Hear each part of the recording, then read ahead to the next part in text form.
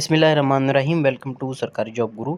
दोस्तों, virtual university FIA के lower divisional clerk के पास्ट MCQs हम कर रहे थे। ये सेक्शन 1 है सेट नंबर 1 का, जिसमें इंग्लिश कॉम्प्रिहेंशन और इंग्लिश कंपोजिशन के क्वेश्चंस आपके साथ शेयर किए जाएंगे।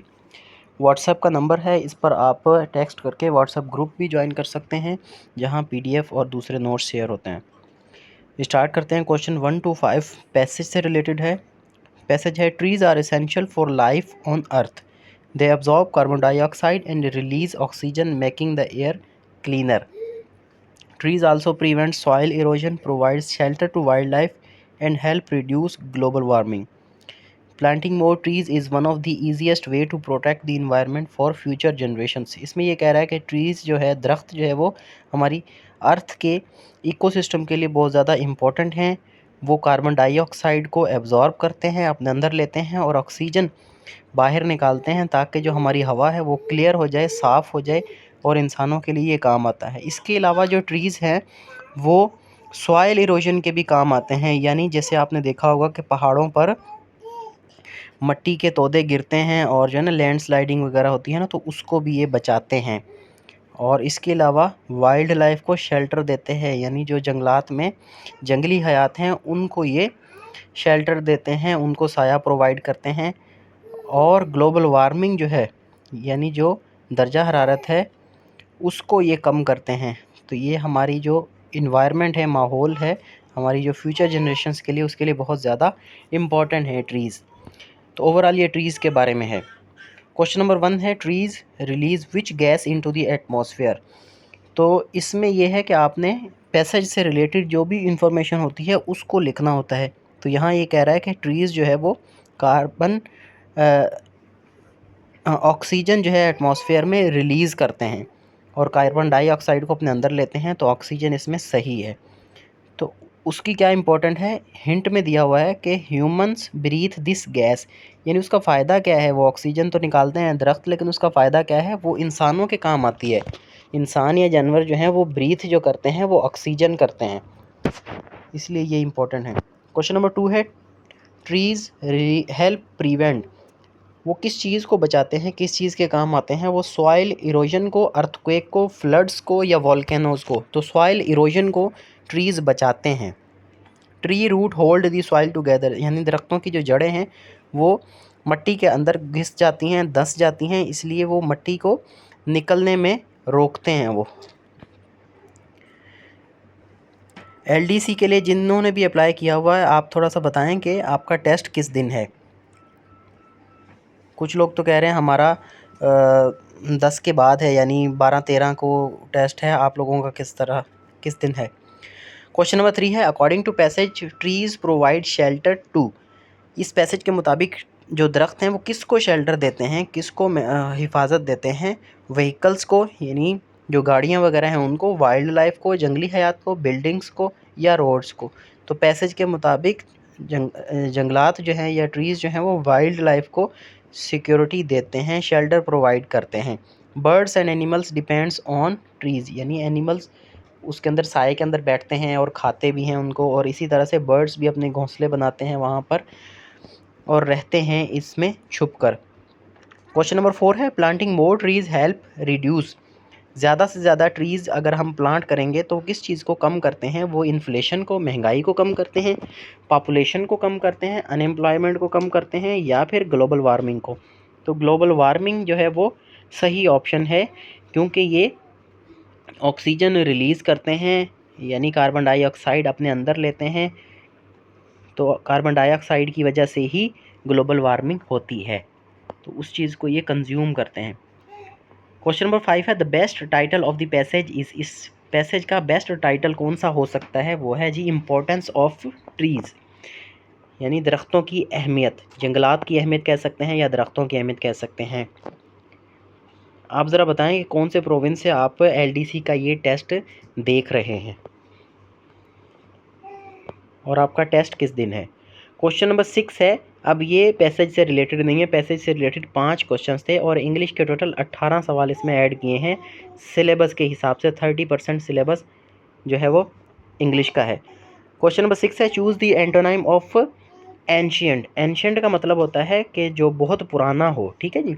Ancient means very old.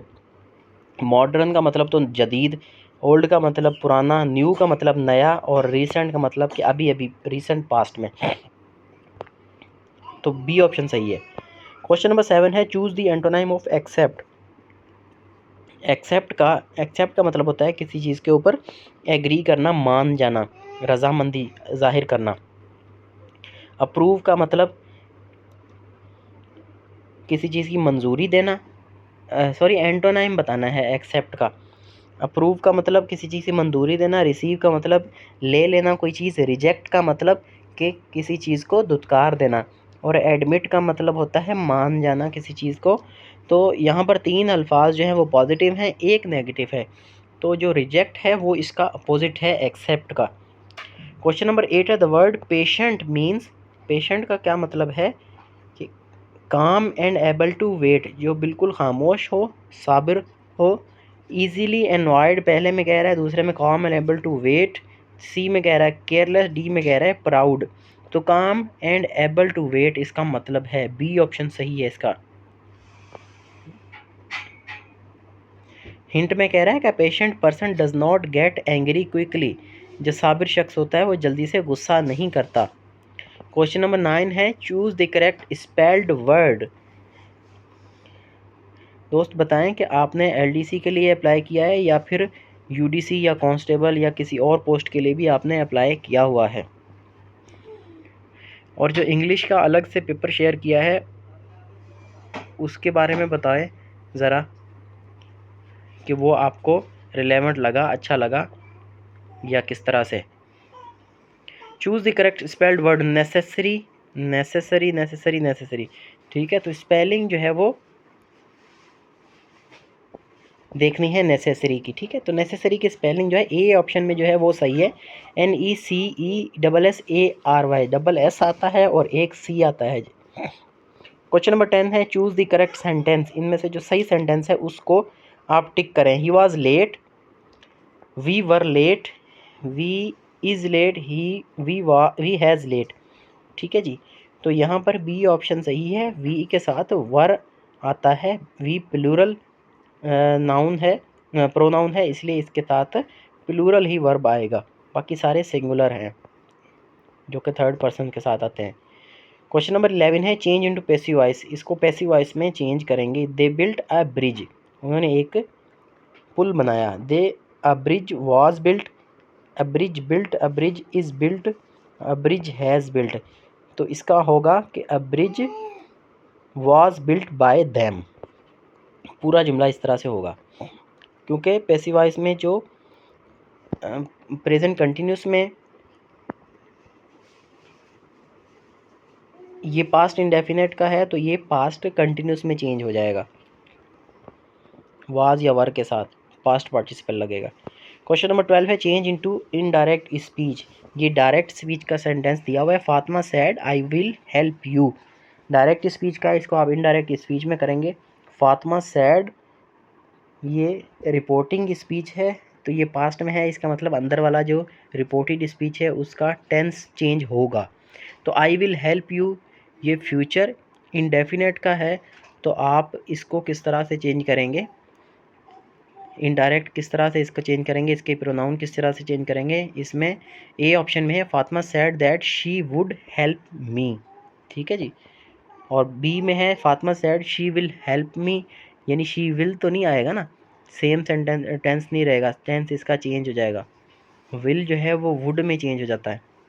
Fatima said he she would help me, Fatima said ये दैट जिसमें लगा हुआ है ये सेंटेंस सही है क्योंकि दैट लाजमी आता है जब भी हम कॉमा इन्वर्टेड कॉमा को हटाते हैं तो वहाँ पर दैट आता है।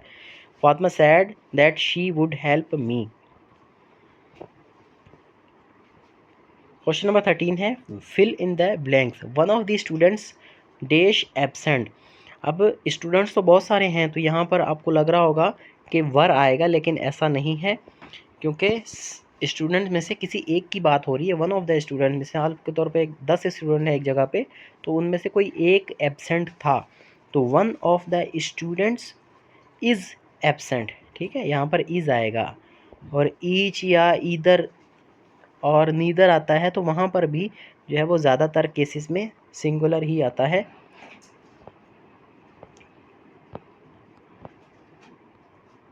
ईच हो गया, एवरी हो गया, वन आ गया तो इसमें सिंगुलर आएगा। क्वेश्चन नंबर 14 है choose the correct prepositions. The train arrived dash time. ठीक है, कि जो ट्रेन है वो वक्त पर आ गई तो ऑन आएगा यहाँ पर। Choose the correct punctuation. Punctuation देखनी है। पंक्चुएशन का मतलब है कि आपने कैपिटलाइजेशन, कॉमा, इन्वर्टेड कॉमा और कॉलन, फुल स्टॉप, ये मेन चीज़ें। कॉमा और फुल स्टॉप की ज़्यादा गलती होती है।